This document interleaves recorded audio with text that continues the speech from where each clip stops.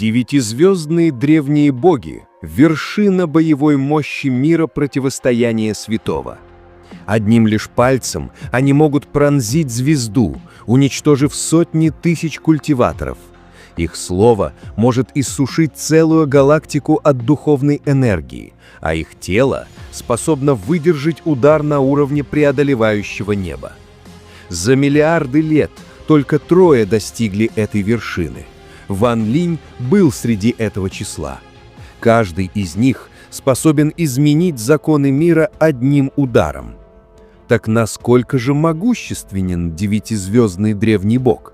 Если даже Ту Сы, будучи восьмизвездным древним богом, смог подавить весь мир культивации, то девятизвездные — это поистине ужасающие существа. Их уровень невозможно сравнивать с человеческими культиваторами. Градация и принципы их развития совершенно иные. Как развиваются древние боги? Они проходят гораздо более суровую тренировку, чем люди. Еще при рождении родители бросают их на случайную планету, в темные глубины Земли, где нет ни света, ни покоя. Лишь поглотив всю энергию этой планеты, они могут достичь уровня однозвездного древнего бога, что соответствует человеческой стадии золотого ядра. Уже на этом этапе они обладают силой разрушать города и уничтожать секты. Двухзвездный древний бог – аналог стадии среднего первого шага культиватора. На этом этапе они закаляют тело, усиливая плотность и чистоту своей энергии. Способны перемещать горы и моря одним движением. Трехзвездный соответствует формированию души. Их костный мозг очищается, тело возвращает часть древней крови Дао, и они могут уничтожить целую страну без усилий. Четырехзвездный – ранний второй шаг культиваторов. Все тело эволюционирует, происходит почти перерождение. Сила и скорость выходят за пределы. В своем уровне развития они практически непобедимы. Пятизвездный – стадия созерцания нирваны. Древняя сила достигает максимальной стабильности. Разум становится исключительным, и появляется первый контакт с законами мира и великого Дао. Шестизвездный – стадия очищенной нирваны. Полный контроль над законами, несокрушимая защита. Их движения уже напрямую связаны с законами мироздания. Семизвездный – стадия разбитой нирваны. Они способны создавать собственные законы, использовать древнюю силу для открытия новых божественных техник и могут уничтожать целые миры и поглощать планеты. Восьмизвездный – стадия пустого уничтожения. Их тело достигает божественного уровня, сравнимо со смертными артефактами, способно уничтожить галактику и восстанавливаться с капли крови. Девятизвездный – стадия тайная пустота.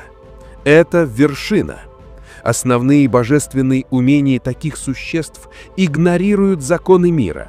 Они способны управлять законами неба, полностью высасывать духовную энергию из целой звездной области и даже впитать атаку существа уровня, попирающие небеса, просто телом. За всю историю только трое достигли этого уровня. Первый – Дао древний, Емо. Вершина девятизвездного уровня. Объединил силу древнего бога, древнего демона и древнего духа, став сильнейшим из рода Дао древних. Даже будучи убитым группой сильнейших существ, включая семицветного бессмертного, смог разделить свою кровь на 3000 частей и создать 3 расы – древних богов, демонов и духов. Он – истинный родоначальник 3 древних рас. Второй – главный герой – Ван Линь.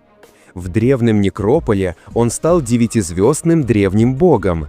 Даже будучи только на начальной стадии, одним пальцем пронзил звезду Тянь-Юнь, уничтожив сотни тысяч культиваторов.